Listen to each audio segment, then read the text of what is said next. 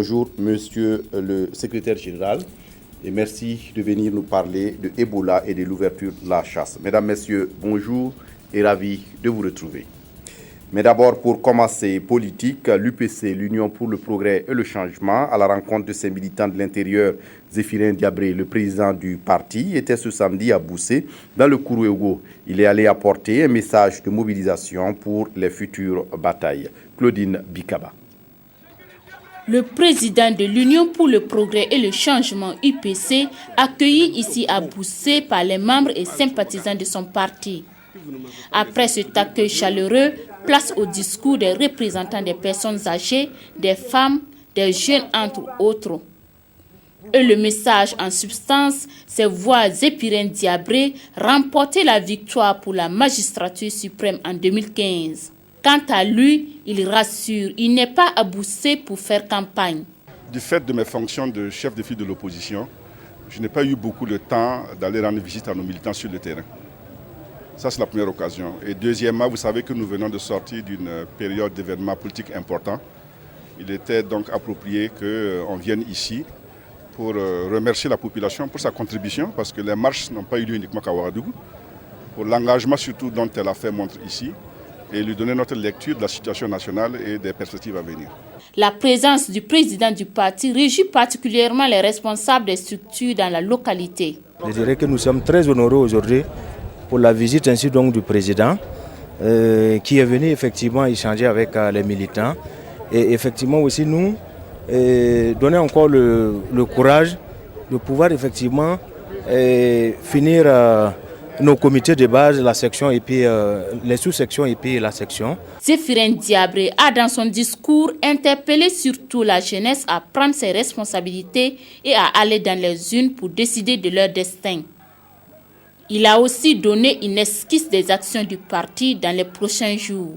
Demain, par exemple, à 9h au CBC, nous avons une rencontre avec les structures de la province du Kadiogo. Tout à l'heure, il y a une délégation qui est partie là, ils vont à Komsilera pour l'installation des structures. Donc on va continuer à faire ça. Et en sortant de Ouagadougou demain, en province, dans d'autres provinces, nous allons aller pour rencontrer à la fois les structures et les militants, pour faire ce qu'on a fait ici, leur porter l'information, notre appréciation de la situation nationale et voir avec eux les perspectives pour l'avenir. Des prestations de troupes du terroir n'ont pas manqué pour agrémenter cette rencontre. Et une minute de silence a été observée à la mémoire des disparus de l'insurrection du 30 et 31 octobre. Je vous le disais en titre, sitting à la Sofitex à Bobo-Dioulasso, les agents ont manifesté ce vendredi leur mécontentement face à la détérioration de leurs conditions de vie et de travail. Une délégation des manifestants a été reçue par les premiers responsables de la société et ont trouvé un terrain d'entente pour satisfaire tout le monde. On fait le point avec Ali Traoré sur place à Bobo-Dioulasso. Des agents de la Sofitex, la société des fibres textiles, attentifs ici au mot d'ordre donné par leur responsable syndical.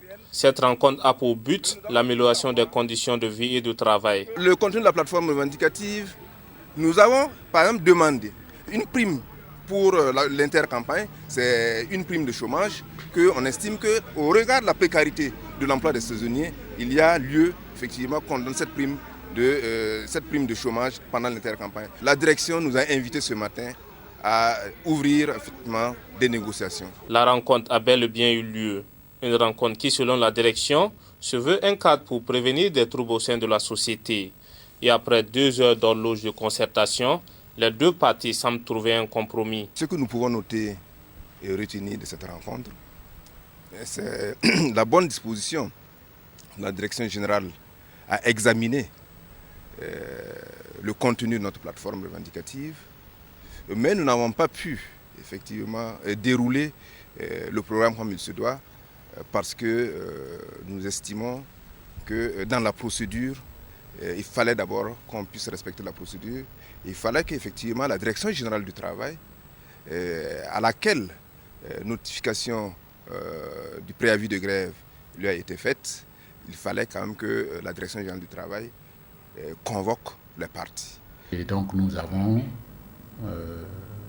convenu donc d'attendre la convocation, de saisir donc la Direction générale du travail et d'attendre sa convocation pour nous retrouver autour des différents points de revendications. Il y a une plateforme revendicative qui est déposée avec un certain nombre de points. Nous allons donc les examiner autour d'une table de concertation et tous ensemble, nous allons voir ce qui est faisable, ce qui n'est pas faisable et dans quel délai cela peut se faire. Parce que je suis convaincu que les responsables sociaux, les partenaires sociaux de la Sofitex tiennent à préserver leur outil de travail. C'est avec cet esprit de dialogue que les deux parties se sont quittées en attendant une rencontre très prochaine. Le lavage des mains, un geste simple mais profitable à la santé. L'association Monde Scolaire en fait son cheval de bataille. Dans le milieu scolaire à Tangaï, près de Waiguya, l'association a organisé une journée promotionnelle au profit des enfants. Pour plus de détails, on retrouve Herman Toé sur place à Waiguya. C'est cette course cycliste féminine qui a donné le top départ de la première journée de lavage des mains et de l'utilisation des toilettes par les enfants de la commune de Tangaï. Cette journée se veut être une journée de sensibilisation et de promotion de bonnes pratiques d'hygiène dans la région du Nord. Lorsque nous parlons de santé, il faut d'abord l'hygiène et l'assainissement. Nous avons été inquiétés par le taux faible d'accès à l'hygiène et à l'assainissement. Cela nous a amené à faire un inventaire en 2014. Cet inventaire a confirmé qu'il y a des difficultés en milieu scolaire. Cette première édition est saluée et soutenue par les autorités de la région. C'est une très bonne chose d'initier les enfants au lavage des mains, puisque les enfants sont les agents qui peuvent apporter un changement au sein de la communauté. Et à travers donc cette journée, nous avons voulu tout simplement apporter un plus dans l'éducation des enfants, un plus aussi dans la prévention des maladies dans notre région. À travers jeux et représentations théâtrales, ces enfants ont démontré leur degré de conscience des dangers liés au manque d'hygiène et leur engagement à promouvoir un cadre sain. L'UNICEF est le chef de file des partenaires techniques financiers du secteur et nous continuerons effectivement à apporter notre soutien au gouvernement et à la société civile pour mettre en œuvre tous les programmes qui permettent effectivement d'alléger la charge des ménages et surtout de faire en sorte que l'eau et l'assainissement prennent une place importante dans la lutte contre toutes les maladies. La première édition de la journée promotionnelle de lavage des mains a récompensé les meilleures écoles dans plusieurs disciplines. Dans ce contexte de maladies à virus Ebola, 75 élèves ont été formés sur les bonnes pratiques d'hygiène et serviront de base dans leurs milieux respectifs afin de promouvoir des gestes qui sauvent. On en vient à présent à l'invité de ce journal. Je le disais en titre, l'ouverture de la chasse, c'est pour bientôt. Et cette année, avec l'épidémie des maladies à virus Ebola, que de crainte et de peur. Monsieur Urbain Belem-Sobga, bonjour. Bonjour, M. Kindo. Vous êtes secrétaire général du ministère de l'Environnement et des Ressources halieutiques et vous êtes là pour nous parler de l'ouverture de la chasse. C'est pour quand exactement? Merci beaucoup. Et je voudrais tout d'abord, au nom de M. le ministre de l'Environnement et des Ressources halieutiques, vous traduire notre remerciement et notre reconnaissance de nous avoir donné l'occasion d'échanger autour de ce thème. Il faut dire que la campagne d'exploitation faunique 2014-2015 est officiellement ouverte le 1er décembre 2014. Et il reste les cérémonies de lancement protocolaires qui viendront par la suite. Sinon, la campagne, effectivement, est déjà ouverte le 1er décembre 2014. Elle s'étalera jusqu'au 30 avril 2015. Et concrètement, cette année, comment les choses vont se passer? Est-ce que c'est d'ordinaire ce qu'on a l'habitude de voir pour la chasse ou bien il y a des mesures particulières? Bon, il faut dire que, comme chaque année, la campagne d'exploitation faunique est bien réglementée. Donc, il y a d'abord la période de chasse, comme je vous l'ai dit. Elle s'étale du 1er décembre cette année au 30 avril 2015. contrairement aux autres années où elle allait jusqu'au 31 mai. Bon, cela a été justifié par le fait qu'il y a certaines conditions écologiques qui sont peu favorables à l'exercice, à la pratique donc, de la chasse au mois de mai cette année. Et quelles sont ces conditions? C'est essentiellement le stress hydrique, parce que certaines zones n'ont pas été très bien arrosées et nous avons enregistré au cours de cette période déjà des assèchements de mares au niveau de certaines concessions et de certaines zones de chasse. Donc c'est par principe de précaution que effectivement la campagne a été réduite pour permettre aux animaux d'avoir un peu de répit, si je peux le dire. Bon, en plus donc de la période, vous savez qu'il y a les heures de chasse. La chasse ne se fait jamais de nuit, en tout cas celle qui est réglementée. Elle se fait chaque jour de 6 heures donc à 18 heures, donc dans les conditions optimales de visibilité pour bien identifier les cibles et éviter le maximum d'accidents, de bavures possibles. Il faut dire aussi que la chasse ne s'effectue pas de manière anarchique. Comme je l'ai dit, elle est réglementée. Il y a des normes, il y a des directives. Il faut que ceux qui s'adonnent à la chasse disposent d'un permis de chasse. Si vous n'avez pas de permis, vous ne pouvez pas chasser. Si vous le faites, vous êtes qualifié en tout cas de braconnier. Et selon le permis que vous avez la possibilité de chasser du gros gibier ou du petit gibier? En effet, il y a essentiellement 2 catégories de permis qui vous donnent droit à 2 catégories de gibier également. Donc il y a les permis de petite chasse et les permis de grande chasse. Donc les permis de petite chasse vous donnent droit à des espèces dites petits gibiers. Bon, je peux vous donner quelques exemples pour les téléspectateurs. On peut citer essentiellement le phacochère, les ourébis, les céphalophes, pour ne citer que les mammifères. Au niveau des oiseaux, il y a les pintards communes que vous connaissez, les francolins. Bon, toutes ces espèces-là sont répertoriées espèces dites petits gibiers. Et ces espèces sont chassées grâce au permis de petite chasse. Maintenant, le permis de grande chasse, quant à lui, permet effectivement de tirer les espèces dites gros gibier, comme par exemple le lion. Et il en existe au Burkina toujours? Comme par exemple le lion, les buffles, les hippotragues. À la campagne écoulée, vous avez enregistré des chasseurs qui ont témoigné certainement avoir chassé du lion? Bien sûr, bien sûr. Chaque année, depuis pratiquement les années 84, que la chasse a été réouverte, le lion figure au quota, donc au tableau de chasse donc des concessionnaires et des chasseurs. Donc chaque année, il y a une dizaine de lions qui sont abattus dans l'ensemble des zones de grande chasse. Mais comme je l'ai dit, il y a aussi d'autres espèces d'antilopes qui sont très bien cotées pour la chasse, telles que l'hippotrague, le bubal, les coqs de buffon, ainsi de suite, ainsi de suite. C'est vrai que la chasse est ouverte depuis le 1er décembre et ça court jusqu'au 30 avril, vous l'avez dit, monsieur Belem Sobgo. Mais cette année, tout cela se passe dans un contexte particulier. Nous avons une épidémie de maladie à virus Ebola qui est présente dans 5 pays de la sous-région, même si au Burkina, aucun cas n'est signalé pour l'instant, mais avec la porosité des frontières, comment éviter tout cela et comment organiser la chasse dans un contexte d'Ebola? Effectivement, c'est une question extrêmement importante pour le ministère en charge de l'environnement et des ressources halieutiques, mais également pour le ministère de la Santé, ainsi que celui des ressources animales.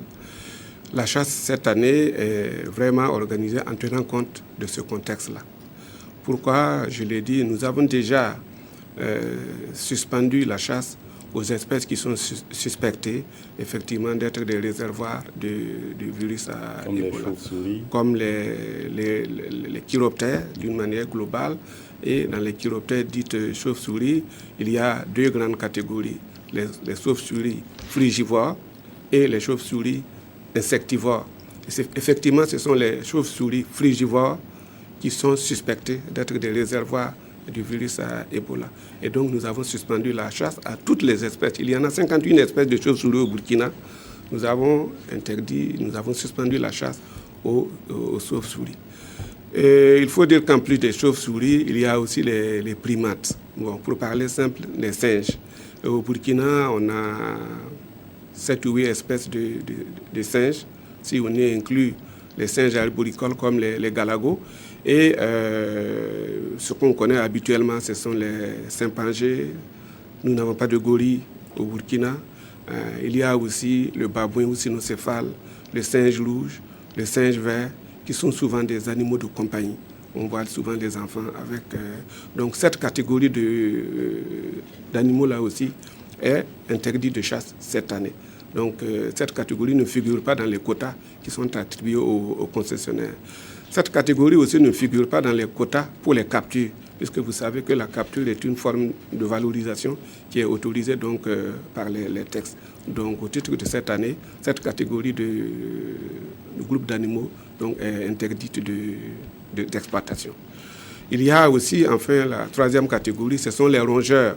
Bon, parmi les rongeurs, on connaît habituellement le rat de Gambie, comme on le dit, le rat yoga, mais il y a aussi le lacode, ou ce que les gens appellent communément agouti. Mais ce sont des souches sauvages dont l'interdiction effectivement concerne. Vous savez que ces espèces aussi font l'objet d'élevage, donc en milieu contrôlé, en milieu confiné, en milieu maîtrisé. Donc ces espèces ne sont pas en contact avec les autres qui pourraient éventuellement donc, transmettre la maladie. Et donc, nous avons quand même fait cette différence pour qu'il n'y ait pas d'amalgame, effectivement, dans le lot des interdictions. Donc, les espèces d'élevage qui sont en milieu confiné, contrôlé, maîtrisé, ne sont pas concernées par les interdictions de valorisation. Voilà les trois grands groupes pour lesquels, effectivement, le ministère de l'Environnement et des ressources halieutiques, donc en collaboration avec le ministère de la Santé, des ressources animales, parce qu'il y a donc un plan de riposte sur l'Ebola qui est là, et le ministère a une partition à jouer. Donc en concertation avec ces ministères, effectivement, nous avons donc pris la décision d'interdire la chasse à ces trois groupes qui sont, entre guillemets, incriminés. Bien qu'il n'existe aucune preuve aujourd'hui que les individus qui sont ici donc, abritent le virus. Mais c'est par principe de précaution, effectivement, face à l'ampleur de la maladie. Justement, est-ce que des contrôles sont faits pour que des bien malins ne profitent pas d'une certaine situation pour aller à la chasse de ces espèces et puis nous créer des problèmes par la suite? Ça, c'est tout à fait juste. Et je crois que nous sommes là, j'allais dire, à un comportement éco-citoyen. Nous demandons donc aux populations effectivement de nous aider à faire en sorte que cette réglementation et cette politique de prévention puissent être effectivement suivies et connaître un succès total pour la santé de la population elle-même. Donc, vous savez que les pays voisins, certains pays voisins aussi ont ouvert la chasse. Et d'autres l'ont fermé depuis les années 70. Mais la viande de brousse circule toujours dans ces pays-là. Et donc nous avons renforcé notre dispositif de contrôle aux frontières. Vous savez, le ministère de l'Environnement et des Ressources halieutiques est celui qui est l'un des ministères les plus déconcentrés. Dans l'ensemble des 350 départements de ce pays-là, nous avons des représentations, nous avons des services forestiers et des instructions ont été données par rapport au renforcement du contrôle, au renforcement donc des visites inopinées, au contrôle de l'ensemble des acteurs et effectivement donc à la saisie de tout produit donc, qui viendrait soit de l'intérieur, donc par les gens qui ne respectent pas la réglementation, ou par le trafic de l'extérieur. Mais vous savez, malgré cela, nous ne pouvons pas être dans chaque mètre du pays. Notre nombre n'est pas suffisant. Et même s'il était suffisant, si nous n'avons pas la collaboration de la population, effectivement, cette lutte sera vaine. Donc c'est pour moi, si vous me permettez, une occasion de lancer un appel, effectivement, à la collaboration de l'ensemble des citoyens pour que nous puissions ensemble non seulement éradiquer donc, les menaces qui pèsent sur notre pays par rapport au virus Ebola, mais aussi faire en sorte que le secteur de la faune, c'est un secteur économique qui crée des emplois, qui génère des revenus et qui participe à l'économie du pays, puisse effectivement continuer de le faire de manière substantielle. Et cela, si vous me permettez, nous avons un numéro vert qui existe et nous demandons aux citoyens de nous aider donc, en nous donnant des informations aux services forestiers pour que nous puissions effectivement agir en temps opportun en tout cas. Et ce numéro vert, c'est le 80 00 11 89. Vous reprenez 80 00 11 89. D'accord. Merci à vous, M. Urbain Belem Sobgo. Vous êtes le secrétaire général du ministère de l'Environnement et des Ressources halieutiques et vous êtes venu nous parler de l'ouverture de la chasse dans un contexte de maladie à virus Ebola. Merci de nous avoir apporté toutes ces informations.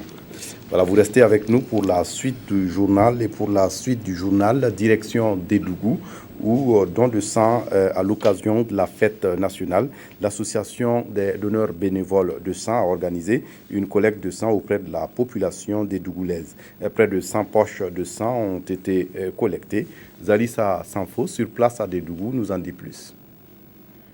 C'est avec un peu de leur sang qu'ils ont décidé de marquer d'une pierre blanche la commémoration du 11 décembre dans leur région. La volonté affichée ici par les donneurs bénévoles de sang de Edougou, c'est qu'aucune vie ne se perde pendant les festivités de ce 11 décembre à Edougou par manque de sang. Au total, ce sont 100 poches que l'association espère mettre à la disposition du Centre national de transfusion sanguine de Edougou pour la prise en charge des malades. L'objectif, le 11 décembre à Edougou, on a essayé de collecter un sang pour donner à l'hôpital sauver une vie humaine. Il y a beaucoup de gens qui vont venir quand on décembre à cause de ça. Sinon, chaque jour, on travaille avec les donneurs de sang. Compte tenu du fait que le sang, chaque fois, il y a un besoin. Il y a des malades qui sont dans le besoin, les hôpitaux dans le besoin et effectivement l'association en collaboration avec les services techniques, savoir l'hôpital et la direction régionale, a voulu en tout cas donner un peu organiser cette activité pour donner un peu du sang de tous les jeunes de la région.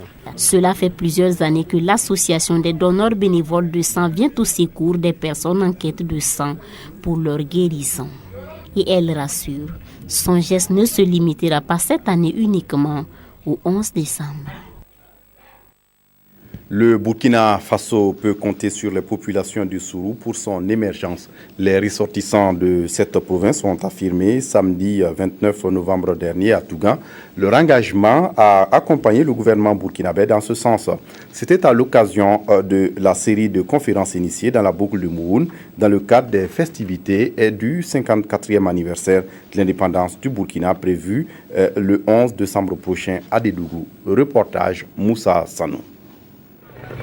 Les collectivités territoriales ont un rôle et une responsabilité pour l'émergence du Burkina. Au Sourou, cette vérité est beaucoup plus connue aujourd'hui par les populations, surtout après cet échange qui situe aussi leurs droits et devoirs. Le citoyen devrait participer à la vie et à la bonne gouvernance de sa commune en payant ses taxes et en participant à l'assainissement de la ville et en donnant son point de vue. Cela ne suffit pas. L'engagement seul de la population ne suffit pas. Alors il faut aussi l'engagement des élus. Il faut que l'élu fasse son travail. Un travail qui sera aussi la sensibilisation des populations du Sourou et la prise en compte de leurs intérêts autour de la mise en place prochaine du pôle de croissance de la province. La population a un rôle important à jouer. D'abord, c'est la question de l'appropriation, c'est la question de l'adhésion et c'est la question de la sensibilisation à une grande échelle.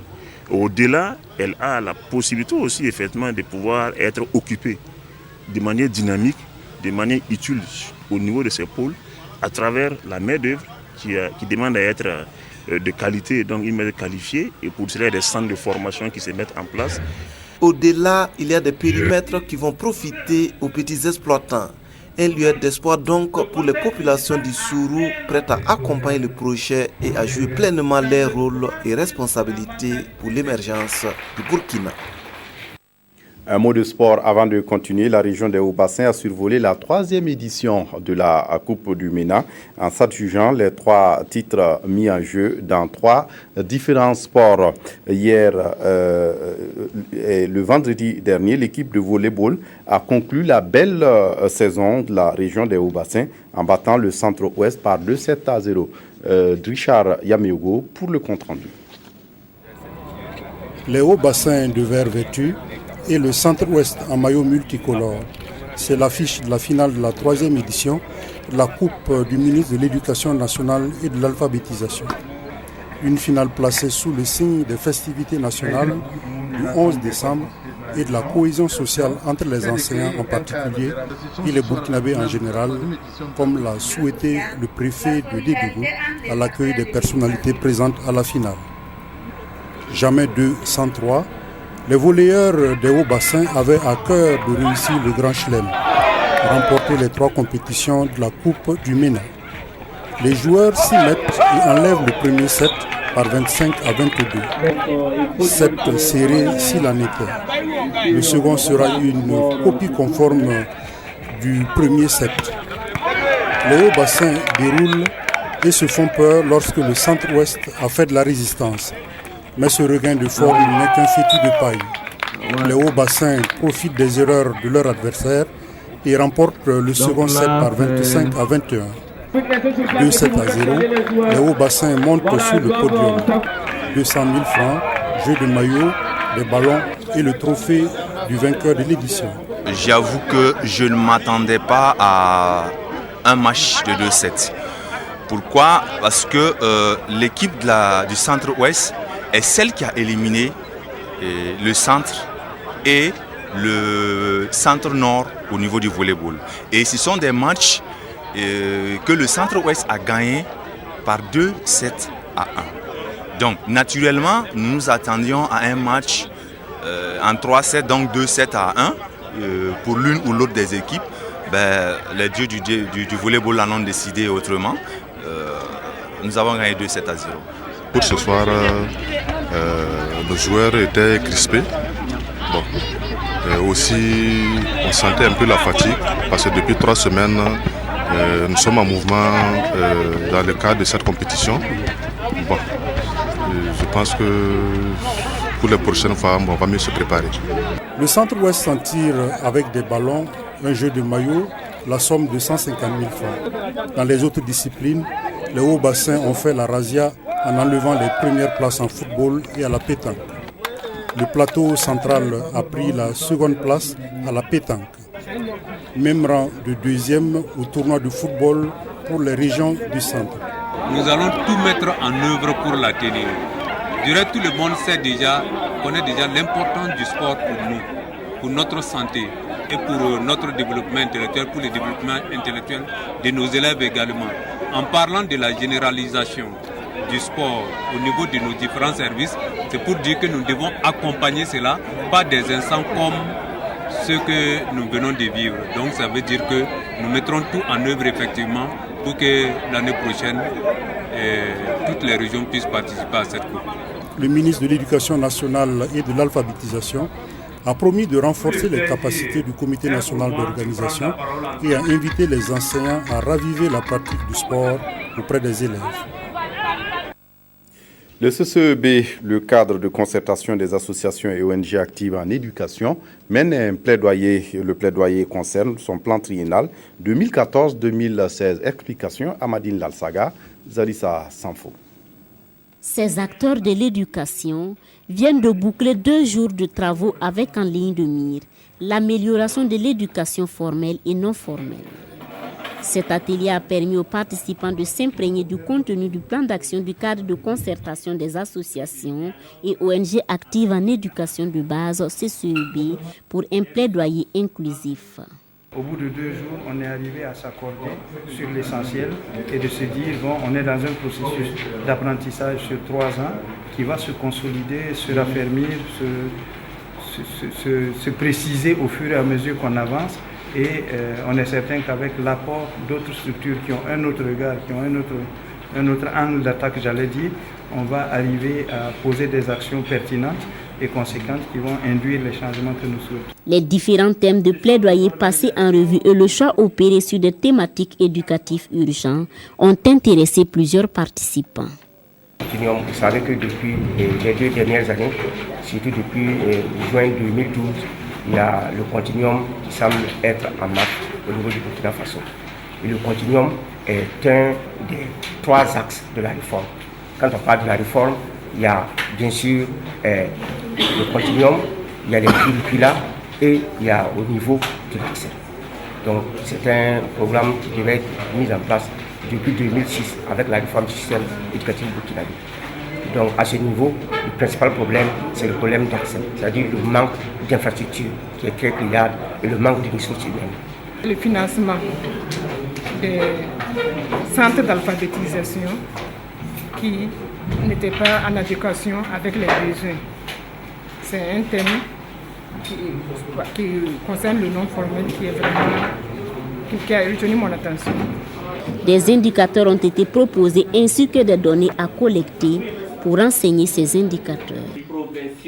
Chaque coordination régionale a également été invitée une fois de retour à faire une restitution en termes de lancement à leur base pour le même objectif.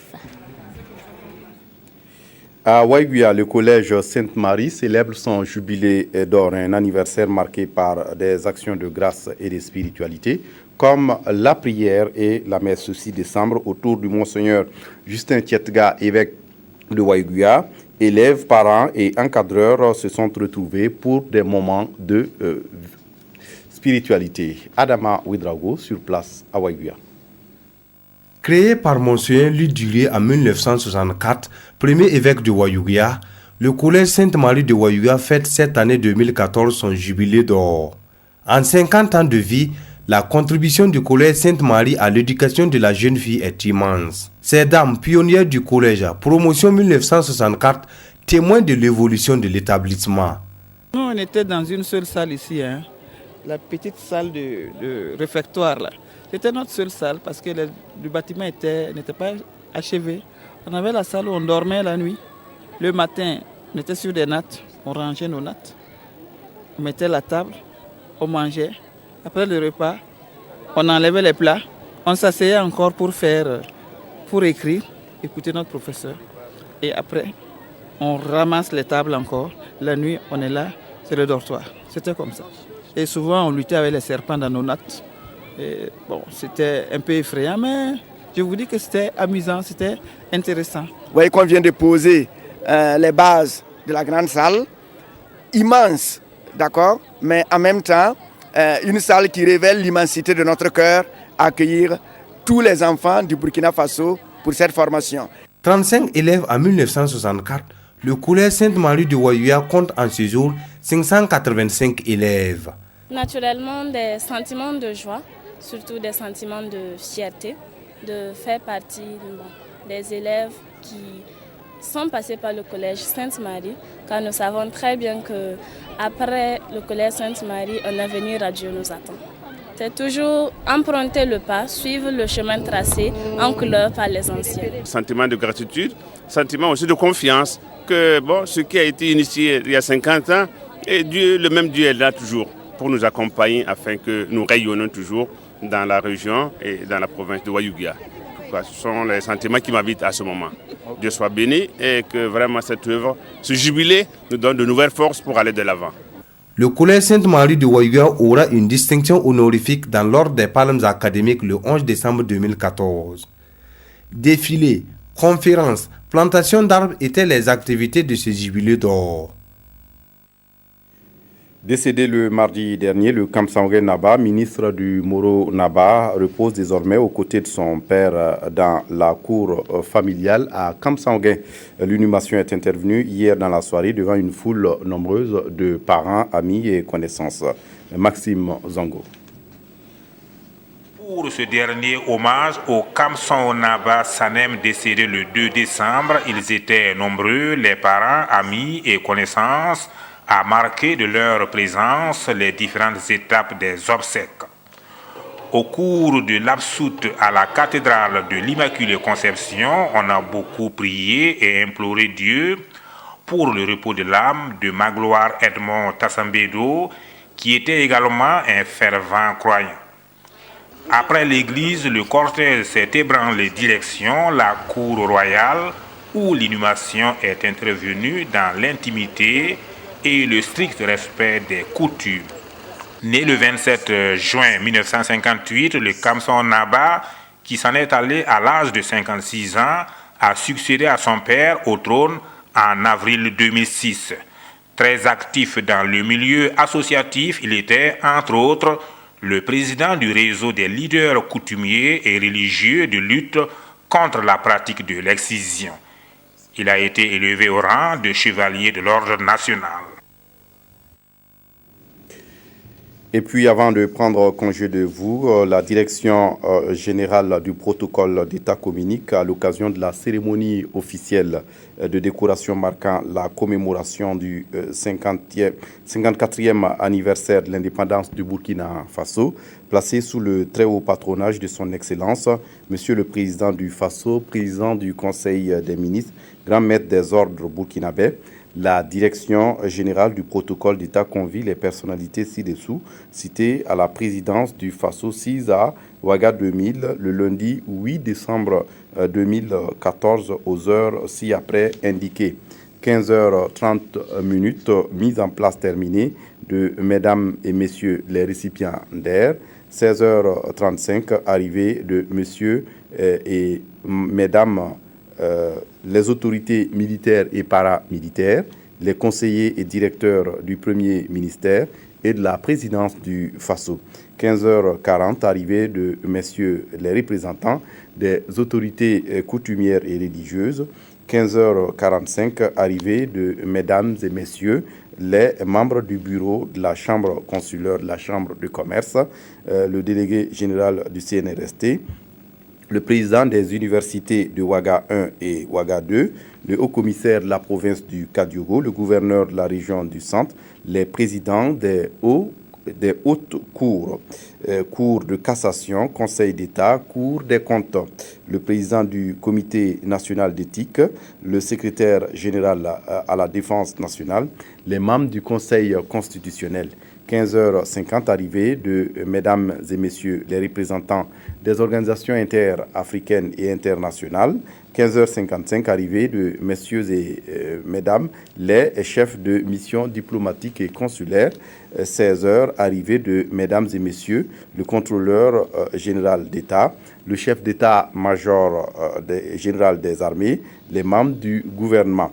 16h05, arrivée de mesdames et messieurs le président de la Commission nationale électorale indépendante, la présidente du Conseil supérieur de la communication, le grand chancelier des ordres burkinabés, le vice-président du Conseil économique et social, le médiateur du Faso, leurs excellences, messieurs les anciens chefs d'État du Burkina et de la Guinée, arrivée de monsieur le président du Conseil constitutionnel 16h10 et 16h15, arrivée de son Excellence monsieur le président du Conseil national de transition 16h20, arrivée de son Excellence monsieur le Premier ministre chef du gouvernement et 16h30, début de la cérémonie signée le directeur général du protocole d'État, ambassadeur Gilles Séraphin Bayala.